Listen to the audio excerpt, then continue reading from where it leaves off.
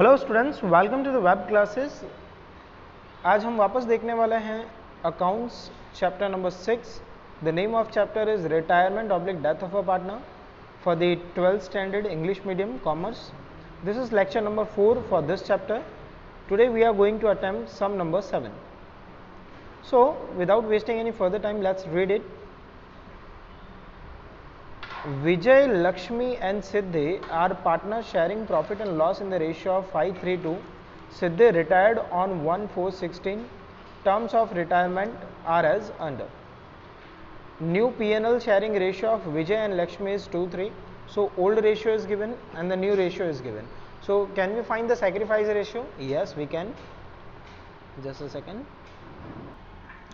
So second adjustment is goodwill of the firm is valued rupees 60,000. So new goodwill is valued at rupees 60,000. So ये solve करने के लिए आपके पास sacrifice ratio होना चाहिए। तो सेक्रीफाइस रेशियो हम रफ में फाइंड कर लेंगे थोड़ी देर में। पहले रीड कर लेते हैं। Market value of investment is 40,000. Siddhi will take over investment at this price. So investment जो है उस पर टिक मार्क है, लेकिन वो लिखना नहीं है। क्यों? क्योंकि वो सिद्धि ले जा रही है, तो इस पर कर देता हूँ क्रॉस, क्योंकि नए वाले बैलेंस शीट में ये आएगा नहीं। आगे 3,000 to be return of from the debtor and 5% bad debt reserve is to be maintain. So double tick mark on debtors. So do the double tick mark on debtors first and second. Then claim of rupees 7,000 is accepted for workman compensation. तो workman compensation पे tick mark करो और यहाँ लिख देता हूँ point number 6 है, क्योंकि ये साथ में ही सॉल्व कर लेंगे। Workman compensation point number 6. Then 12,000 to be paid to Siddhi immediately. So Siddhi को 12,000 पे करना है इमीडिएटली, जिसका कहीं टिक मार्क होगा नहीं। सो होपफुली आपने मेरे साथ में क्वेश्चन रीड किया होगा और आपने भी टिक मार्क कर लिए होंगे। नाउ अब आपको अकाउंट ड्रॉ करना है। कौन कौन सा अकाउंट ड्रॉ करोगे? तो आप ड्रॉ करोगे revaluation account, partners capital account, cash and bank account and balance sheet. इतना ड्रॉ करना है। सो कौन कौन सा अकाउंट ड्रॉ करना है पता चल गया आपको। सो आपको ड्रॉ करना है revaluation account, partners capital account, cash account and balance sheet. Let's do the necessary calculation here. Now in working note, the old ratio is 5:3:2 and the new ratio is 2:3. So we can find the gain. हाँ, gain क्यों? क्योंकि यहाँ पर retirement है। Retirement में हमें ज़रूरत होती है गेन की। हाँ, to find gain you can apply the gain formula और सेक्रीफाइस फार्मूला, जो दोनों में से कोई भी अप्लाई करके आप फाइंड कर सकते हो। Now gain is equal new ratio minus old ratio. So gain of Vijay 2/5 is the new ratio and the 5/10 is old ratio. So if we take the LCM, that is 10. So इसका विजय का आता है -1/10. -1/10 का मतलब हुआ sacrifice. क्या हुआ इसका मतलब? Sacrifice means Vijay is having sacrifice and Vijay, Lakshmi and ये सिद्धि, हाँ Siddhi, as is having gain, sorry Lakshmi is having gain, या Lakshmi is having gain of 3/10 और सिद्धि जो कि रिटायर हो रही है, तो रिटायर्ड पार्टनर का एक्चुअली फाइन करने की ज़रूरत होती नहीं है, लेकिन फिर भी फाइन किया हुआ है, तो इनका है सेक्रीफाइस. तो इससे क्या पता चलता है? इससे ये पता चलता है कि विजय का है, वी का है सेक्रीफाइस, एल का है गेन और एस का है सेक्रीफाइस. Is that clear? तो गुडविल जब हम सॉल्व करेंगे तब हम इसे ध्यान में लेंगे. नाउ अब आ जाइए, 1 by 1 हम सारी चीज़ें लिखते जाते हैं, मैं टिक मार्क करता जाऊंगा, आपको समझ में आ जाएगा. नाउ सबसे पहला है बैलेंस शीट के लाइबिलिटी पोर्शन में अगर जाओगे तो वहाँ है capital. So capital is Vijay, Lakshmi and Siddhi 85, 64 and 71. तो कैपिटल अकाउंट के क्रेडिट साइड में जा करके हम लिखेंगे by balance brought down 85,000, 64,000 and 71,000. Then hopefully आपको समझ में आ गया है. इसके बाद है बैलेंस शीट में इन्वेस्टमेंट फ्लक्चुएशन फंड. तो आप ये देख रहे हो इन्वेस्टमेंट फ्लक्चुएशन फंड. ये investment fluctuation fund actually distribute होता है, लेकिन तब डिस्ट्रीब्यूट होता है अगर इन्वेस्टमेंट पे टिक मार्क ना हो तो यहाँ पर देखो आप इन्वेस्टमेंट पे क्रॉस किया हुआ है, मतलब इन्वेस्टमेंट पे कोई ना कोई टिक मार्क है. तो जब हम इन्वेस्टमेंट का पॉइंट सॉल्व करेंगे उसी टाइम पे हम इन्वेस्टमेंट फ्लक्चुएशन फंड भी सॉल्व करेंगे. तो इसको अभी छोड़ दीजिए. ना वर्कमैन कंपेंसेशन फंड है 17,000 का, workman compensation fund is of rupees 17,000 और इस पे है एडजस्टमेंट नंबर 6, ये साथ में रीड कर लेते हैं adjustment number 6। So adjustment number 6 अगर रीड करें, क्लेम ऑफ 7,000 इज एक्सेप्टेड, तो 7,000 का क्लेम है। तो देखिए हमारे पास अमाउंट कितनी है, अमाउंट है हमारे पास 17,000, उसमें है 7,000 का क्लेम, तो बचा कितना 10,000। वो 10,000 जो है पीएनएल ओल्ड पीएनएल रेशियो में डिस्ट्रीब्यूट हो जाएगा। तो आप देखिए कैपिटल अकाउंट में आप देखोगे यहाँ पर बाय वर्कमैन कंपेंसेशन फंड या फिर हाँ फंड। सो 5,000 वो 10,000 डिस्ट्रीब्यूट किया, 5,000 3,000 एंड 2,000। जो 7,000 बचा हुआ था वो लाइबिलिटी पोर्शन में आपको मिलेगा, वो लाइबिलिटी पोर्शन में लिखना है वर्कमैन क्लेम 7,000 रुपीज, इस तरह से। नाउ इसके बाद का पॉइंट है हमारा क्रेडिटर्स। सो क्रेडिटर पे कोई टिक मार्क नहीं है और प्रोविडेंट फंड पे भी कोई टिक मार्क नहीं है, as it is in the liability side of balance sheet. So liability side of balance sheet we can write creditors 56,000, provident fund 42,000। Hopefully it make sense.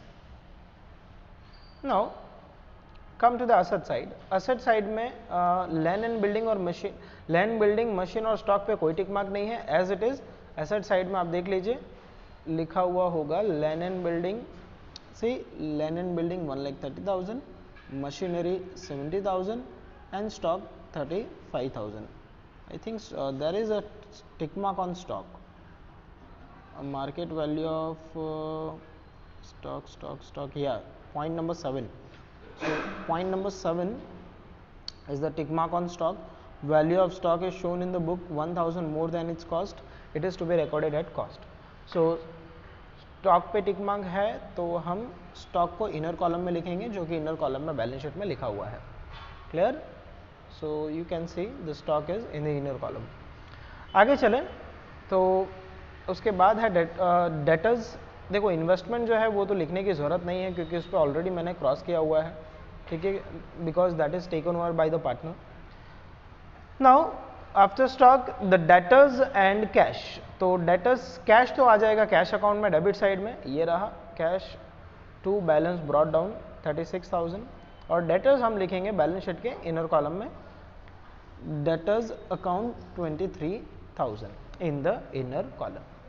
इसके बाद में इतना पूरा हुआ, ठीक है, पूरी बैलेंस शीट हमने पूरा कर लिया। अब इसमें बाकी क्या है, तो इसमें एक इन्वेस्टमेंट का पॉइंट सॉल्व करना बाकी है और ये इन्वेस्टमेंट फ्लक्चुएशन फंड वाला पॉइंट सॉल्व करना बाकी है, ठीक है। ऑलरेडी BDR इज 4,000, जब सॉल्व करेंगे तब ध्यान में लेंगे। अब आ जाओ एडजस्टमेंट नंबर 1 पर। एडजस्टमेंट नंबर 1 में आपको न्यू PNL रेशियो दिया है, जिससे आप क्या फाइंड कर लोगे, gain and sacrifice. So gain and sacrifice already हमने फाइंड कर लिया था। इसके बाद है goodwill of the firm is valued ₹60,000। Now the value of goodwill is 60,000। तो 60,000 में से किस किस को पैसा मिलेगा, तो एक तो उस पार्टनर को मिलेगा जो हमें छोड़ करके जा रहा है। कौन जा रहा है छोड़ करके, तो सिद्धि जा रही है, तो सिद्धि को पैसा मिलेगा और दूसरा उसे मिलेगा जिसने सेक्रीफाइस किया है। तो एक तो सिद्धि जा रही है इसलिए उसको मिलेगा, और सेक्रीफाइस किसने किया है, तो विजय ने सेक्रीफाइस किया है। अब आ जाइए वर्किंग नोट में। अगर आप वर्किंग नोट यहाँ देखते हो तो वर्किंग नोट में आप क्लियरली देख सकते हो कि विजय का सेक्रीफाइस है 1/10 और सिद्धि जो कि जा रही है उसका सेक्रीफाइस है 2/10। तो इतना इतना पैसा उसे मिलेगा, लेकिन देगा कौन, देगी लक्ष्मी, ठीक है, लक्ष्मी उन्हें पैसा देगी क्योंकि वो एकलौती है जिसे गेन हो रहा है। समझ में आ रहा है? तो आप देखिए गुडविल हमारा है 60,000। इस 60,000 में विजय, ठीक है, जिसको हुआ है सेक्रीफाइस, जिसने किया है सेक्रीफाइस, सो उसका शेयर है 1/10। इस हिसाब से 6,000 उसे मिलेंगे। लक्ष्मी 60,000 इसे हुआ है गेन, सो 3/10 इतना पैसा उसके कैपिटल अकाउंट से डेबिट किया जाएगा 18,000। और सिद्धि जो हमें छोड़ करके जा रही है उसका सेक्रीफाइस है 2/10, तो उसको उसे मिलेगा 12,000। इस तरह से आप देखो तो 6,000 विजय को क्रेडिट करेंगे और 12,000 सिद्धि के कैपिटल अकाउंट में क्रेडिट किया जाएगा और लक्ष्मी का कैपिटल अकाउंट 18,000 से डेबिट होगा। तो पहले जहाँ पर दो इफेक्ट आने वाली होती है वहाँ लिखा जाता है। तो विजय और सिद्धि में चलें और क्रेडिट साइड में लिख देते हैं उनकी अमाउंट। तो आप ये देखिए 6,000 मिला विजय को और सिद्धि को मिला 12,000। दिया किसने, तो दिया है लक्ष्मी ने। और लक्ष्मी के कैपिटल अकाउंट में डेबिट साइड में जाएंगे, ये रहा डेबिट साइड, 6000 हम इसने दिया विजय को और 12000 दिया गया सिद्धि को। इस तरह से गुडविल के इफेक्ट यहाँ पर पूरी हुई। क्लियर? इसके बाद अगर रीड करें अगला, तो अगला एडजस्टमेंट है market value of investment is 40,000। Okay, Siddhi will take over investment at this price. तो सिद्धि विल टेक ओवर, इसके लिए थोड़ी देर बाद में कैलकुलेशन करते हैं। इधर आ जाइए, यहाँ देखिए इन्वेस्टमेंट की वैल्यू कितनी है 60,000, नई वैल्यू इन्वेस्टमेंट की कितनी आ रही है, सो न्यू वैल्यू इज 40,000। ठीक है, हमें लॉस कितने का हो रहा है, तो 20,000 का हो रहा है लॉस, है ना। क्या इस लॉस को कवर करने के लिए हमारे पास इन्वेस्टमेंट फ्लक्चुएशन फंड पड़ा है? हाँ पड़ा है। कितना पड़ा है? 15,000। सो 20,000 का लॉस जो हो रहा है हमें, उसमें से 15,000 तो कवर हो जाएगा, बचा 5,000 का एडिशनल लॉस, वो जाएगा रिवैल्यूएशन के डेबिट में। तो ये 15,000 एलिमिनेट हो गया, क्योंकि 20,000 के लॉस के सामने 15,000 गए, बचे 5,000 जो है वो रिवैल्यूएशन अकाउंट के डेबिट में होगा। तो देखिए रिवैल्यूएशन के डेबिट में एक इफेक्ट आपको दिखेगी टू इन्वेस्टमेंट अकाउंट 5,000। क्लियर? तो इस तरह से हमने ये इन्वेस्टमेंट फ्लक्चुएशन फंड जो है वो सॉल्व कर लिया। अब इसकी कोई इफेक्ट कहीं भी आएगी नहीं। नाउ इन्वेस्टमेंट की वैल्यू बची थी 40,000 और उस 40,000 पे कौन ले गया, तो 40,000 रुपीज़ पर ले गई सिद्धि, है ना। Siddhi will take over the investment. तो सिद्धि के कैपिटल अकाउंट में डेबिट साइड में हम लिखेंगे टू इन्वेस्टमेंट अकाउंट। ये रहा capital account, you can see to investment account 40,000 in the column of Siddhi. Hopefully it is clear to you. इसके बाद है 3,000 to be return of from the debtors, okay, and 5% bad debt reserve is to be maintain. So 3,000 is to be return of. चलो asset side में, asset side में आ जाइए। ये है बैड डेट, 3,000 माइनस किया, बचा 20,000। इस 20,000 पे BDR रखना है हमें 5%। सो BDR is 1,000, total amount is 19,000 out. Now तो टोटल हमने कितना प्रोविजन किया, तो 3,000 का हमने रखा बैड डेट और 1,000 का रखा BDR, टोटल हो गया 4,000। Now check how much already BDR was there in the earlier actual balance sheet. So actually there was 4,000 BDR and are new provision accumulated is 4,000। सो 4,000 वर्सेस 4,000 nil, है ना। तो इसकी कोई भी इफेक्ट रिवैल्यूएशन अकाउंट के किसी भी साइड में नहीं आएगी। Is that clear? 4,000 गए। तो यहाँ पर देखिए आप रिवैल्यूएशन अकाउंट में कोई इफेक्ट हमने दी नहीं है। आगे value of stock is shown in the book is 1,000 more than its cost, मतलब कॉस्ट से 1,000 ज्यादा बताया हुआ है। It is to be recorded in the cost at cost. So 1,000 rupees हमने ज्यादा लिखा है तो उसे कम कर देंगे, मतलब माइनस करेंगे तो रिवैल्यूएशन के डेबिट में इफेक्ट आएगी। तो रिवैल्यूएशन के डेबिट में देख सकते हो टू स्टॉक अकाउंट 1,000 और बैलेंस शीट में स्टॉक में से माइनस किया जाएगा। You can see the stock less 1,000, total amount 34,000 out. Then I think probably the last adjustment, claim already solve. 12,000 is to be paid to Siddhi immediately. तो immediately Siddhi को 12,000 pay करना है, तो सिद्धि के डेबिट साइड में एंट्री होगी टू कैश अकाउंट। ठीक है, ये रहा capital account to cash account 12,000 और कैश के क्रेडिट में एंट्री होगी by siddhis capital account, 12,000। Now all the adjustments have been solved. अब हम क्या करेंगे, रिवैल्यूएशन अकाउंट क्लोज करेंगे। The total of debit side of revaluation account is more 6,000, credit side में माइनस करने के लिए कुछ नहीं है हमारे पास।